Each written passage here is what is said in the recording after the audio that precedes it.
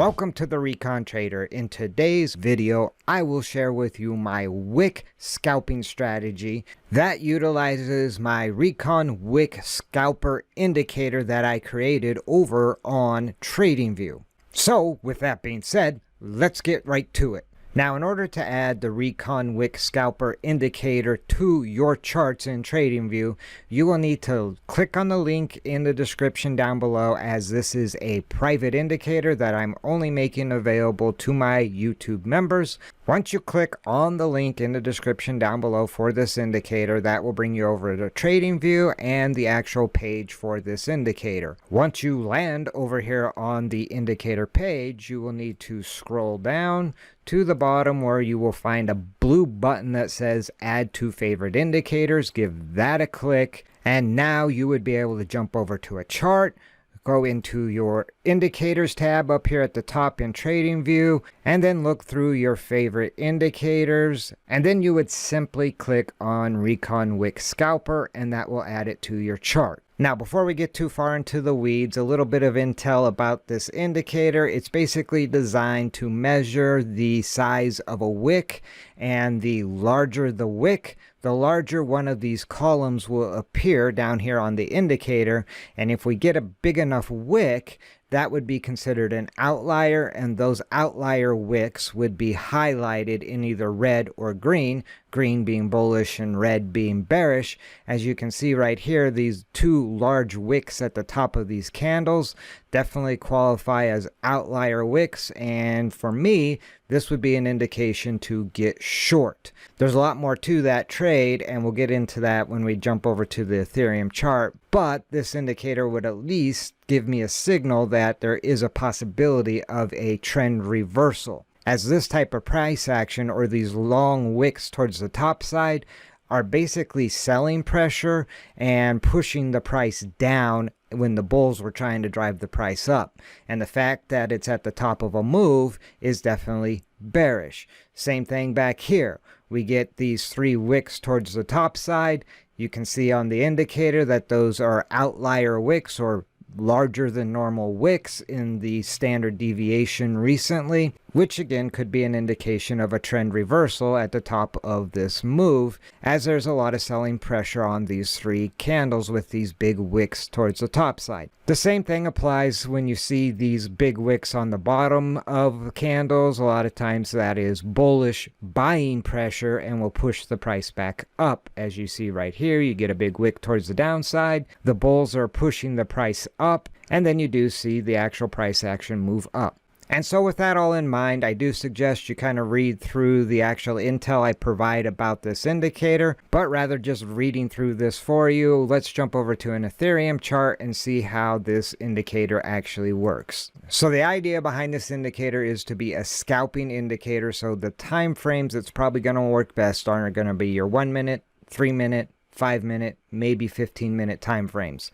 Right now I'm looking at ETH USDT perpetual contracts over on Bybit, and I'm looking at the 3-minute candles. And so you can see the RECON WICK SCALPER is added to the chart. I also have my RSI bullish bearish divergence. I typically use multiple indicators for confirmation of a signal from, say, this RECON WICK SCALPER. I would use the RSI bullish bearish divergence. Right here you can see we get bearish divergence. We get one of these outlier candles. In addition to the yellow candle, instead of being green, indicates a spike in volume. All three of those indicators for me would be a possible go for a short trade. Now, I would also add in my RECON VWAP moving average indicator, because another thing I'm looking for is the price to breach down after the signal candle, which is this candle here with the big green wick towards the top side. I do get that price to breach down through the 9 EMA, which is the yellow line running through the chart. So my entry would be on the close of this candle, and that would be on the open, basically, of this next candle. Now, with that all being said, I do actually have some rules of engagement for this strategy, and basically my battle plan is I do require the bullish or bearish outlier wick on the indicator. So I need that highlighted wick, not just any wick is going to work. And I need it to be greater than or equal to the threshold at the close of the candle. Now the threshold are the dotted lines you see running through the indicator, and I can actually configure that threshold right here where it says bullish and bearish threshold. And typically on ETH I go with at least 1.8 depending on current price action, and in this case on the bearish side I want it to be a negative 1.8. And this threshold will help you avoid some perhaps fake outs. But you can see these outlier wicks are well beyond that threshold level, so this trade would still be a go. Next, I look for volume spike on the wick candle, which again, you can see that this candle is highlighted in yellow, which is an indication of a volume spike. And then I'm looking at my RSI indicator, and I need either a pivot or bullish/bearish divergence. And as you can see on the RSI indicator, I have bearish divergence, so everything is looking bearish in this price action. And for those of you who are curious, the reason I'm using multiple indicators, RSI measures momentum, so the momentum being bearish would be in my direction if I want to get short, which I do. And then my volume spike indicator measures volatility. When I see a spike in volume, that is volatility. And so when you're scalping, you're definitely looking for volatility because you want to be able to get in and out quickly. And that is why you would want a volatility indicator along with momentum. And then one other indicator I want to use along with momentum and volatility would be trend. And that is where the RECON WICK scalper indicator comes in. It is to indicate a possible trend reversal.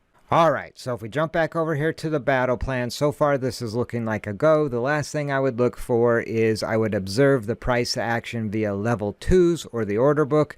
I definitely want to see if I'm going bearish, I want to see a lot of sell pressure on the order book. If I'm going bullish, I want to see a lot of buy pressure on the order book. Now I will be doing a lot of live trades with this strategy and recording those trades for you members only. So I will be uploading those videos in the future, and I will go into a little more detail on how I read the order book. In today's video, I don't have time to get into that. So assuming the order book was in our favor and we already have the first 3 signals as a go, and so now we're ready to look for our entry signal. That entry signal would be the close of a candle breaching the Wicks candle's open price and a 9 EMA. One more indication that everything is going in my direction. So jumping back over here to the chart, we have the next candle's price breaches down below the open price of the wick candle. And so this price action does close down below the wick candles, and it breaches down below the yellow line, which is my 9 EMA. And so our entry would be on the close of this candle or essentially the open of the very next candle. Now, with that being said, the way my rules actually work, that entry signal must occur within 2 candles after the wick candle. For instance, if this first candle only closed maybe halfway down the wick candle, and then the very next candle closed down here under the 9 EMA, that would still be a valid go signal. In a moment, we'll look back at some other possible trades that don't actually meet the requirements of the battle plan because the entry signal doesn't actually fire off due to our guidelines. So everything's a go. The last part of entering a trade is your risk management. It may be last, but it's the most important. And I need a minimum risk versus reward ratio of 1 to 2. So I'm risking, say, 1%, I must get 2% in profit in order to have a valid risk versus reward ratio.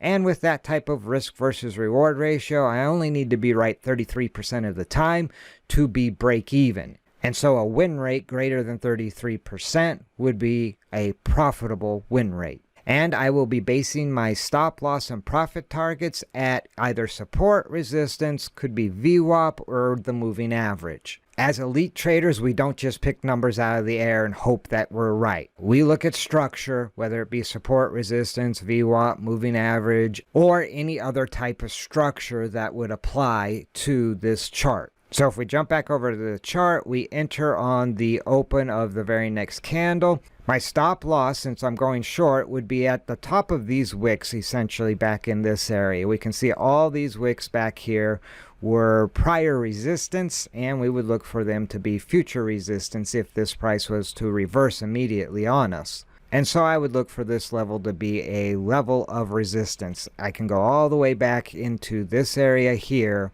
and you can see that level there is a lot of resistance. I would look for that resistance to continue after this big sell-off. And so that would give me essentially a 0.4% risk. Now, I generally use 10x leverage, so I'd be risking 4%. And since I'm risking 4%, I need at least 8% or 0.8% in this case as my profit target. And so if we look back and check our 6 for prior support, that's going to be down along this area, which would be down below the 0.8%. So I would be comfortable taking a shot at that. And as you can see, it doesn't take very long and we actually hit our profit, I think maybe even on the candle that we enter on, if not a couple candles later. And so this trade ends up being a winner. Now let's scroll back and take a look at a couple other setups. Now, if you take a look at this trade where we entered where it was bearish, if you look all the way back, the next signal on the RSI is at this pivot here. However, we don't have a wick that qualifies beyond the threshold. We have a volume spike, but we don't have a wick. So we'd skip that. The next signal is bullish, and we don't have a wick that qualifies, and we don't have any volume.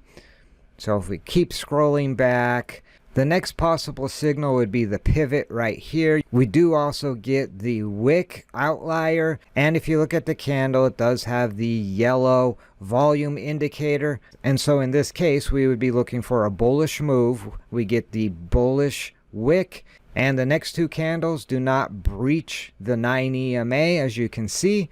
So this is a no-go trade. I did highlight it with the yellow vertical line to kind of show you what a no-go trade would be, even though you have several good signals. And in this case, the fact that we had that 9 EMA involved as one of the confirmations, it saved us from actually a losing trade that would have stopped us out down here. However, continuing to look back on this bearish signal right here, again, we get a good outlier wick. Something else to note is there's 3 of these outlier wicks in a row. If you look up here at the top of these candles, you get 3 big wicks. And so now with the bearish signal from the RSI, the outlier wick, along with volume on this candle, we're looking for the next 1 or 2 candles to sell off below the bottom of the wick candle, which we get. In addition to, it sells through the 9 EMA, and so our entry would be right around here. And our stop loss, I like to look back at previous structure, and back up in here we saw resistance that kind of falls in line with the bottom of these 2 candles here. And so I would feel comfortable with that type of a stop loss at around 0.6%. Now with 0.6%, I now need 1.2% for profit. And if we look back, there is some support down in this area. However, if the price can breach that level, we don't have any more support until way back down in here. And so the next thing I would look at is where is VWAP. It's way down here, and thus I think this price could sell off into VWAP and then maybe bounce, which it happens to do. You can see how VWAP is actually acting as support. And so with my profit target at 1.2%, we end up hitting our profit right back down in this area, and we get another winning trade. The next opportunity actually would have been in this area here, where we get a pivot on the RSI.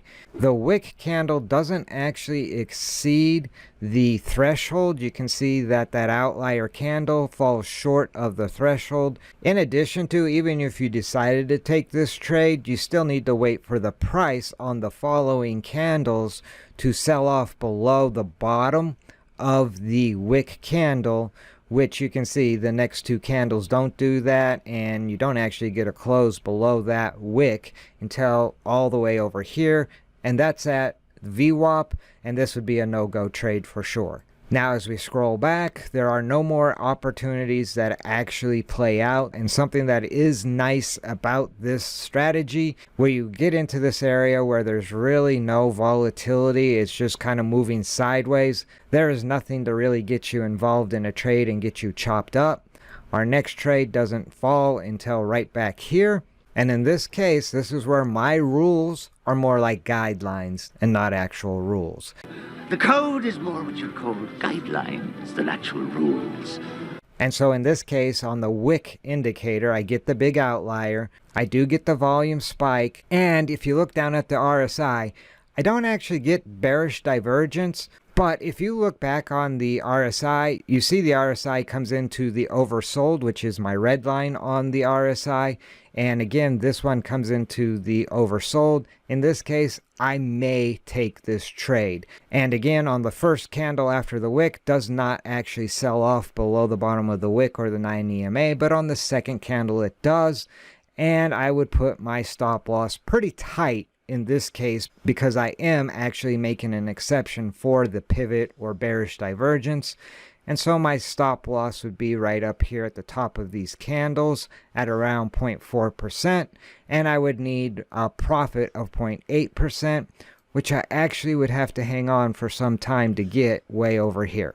Now, if we continue to look back, I don't see any valid trades popping up. We do get a outlier wick here and bearish divergence along with volume spike on this candle. However, you can see the price in the first two candles does not actually go bearish, so that would not be a go trade there. The next opportunity could be these three outliers, but again, you're not getting the price action to go bearish as these outlier wicks and the RSI is indicating the price actually climbs during that time. Alright, if I keep scrolling back, it does look like we get one more shot at a bullish trade instead of a bearish trade. And so over on the RSI, we get bullish divergence, and we definitely have a bullish outlier wick signal. And then as far as volume spike, we get the volume spike. You see there's a pretty good red wick towards the bottom, meaning the bulls push this price up. And then on the very next candle after the wick candle, the price does breach above the open of the wick candle and above the 9 EMA. Now I would set my stop loss down here around prior support, and again I'm scalping, so typically I'm looking at around 0.4 to maybe 0.6 as far as my stop losses go, and thus I would then need 0.8 in this case for my profit target, which if you look is going to be right up into this prior level and VWAP, and the price does eventually hit my profit target just barely, and then you can see the price does eventually reject from VWAP. Now the next two are kind of your fake outs. You get your pivot, you don't get your outlier on the actual wick indicator. We have the volume spike, and the price is supposed to go bullish. It does for one candle, doesn't breach the 9 EMA, and in fact sells off. So by having a solid battle plan, I was able to avoid this type of a trade. The next opportunity would be the bearish pivot along with the bearish outlier on the wick, and we do have a volume spike, and then the very next candle does sell below the wick candle. However, it does not breach the 9 EMA, neither does the second candle, and then the third and fourth candle actually move up. So again, you avoid this trade. However, it probably would have been a profitable trade because your stop loss would have been up here. However, your take profit, where would you have had that at with VWAP running here? You can see that that's acting as support. You might not want to actually enter this trade until it breaches down below VWAP, and then it would sell off, but that's a whole different strategy. So we didn't have any loser trades in this particular session, but I guarantee you there will be losers. There is no strategy that's 100% accurate.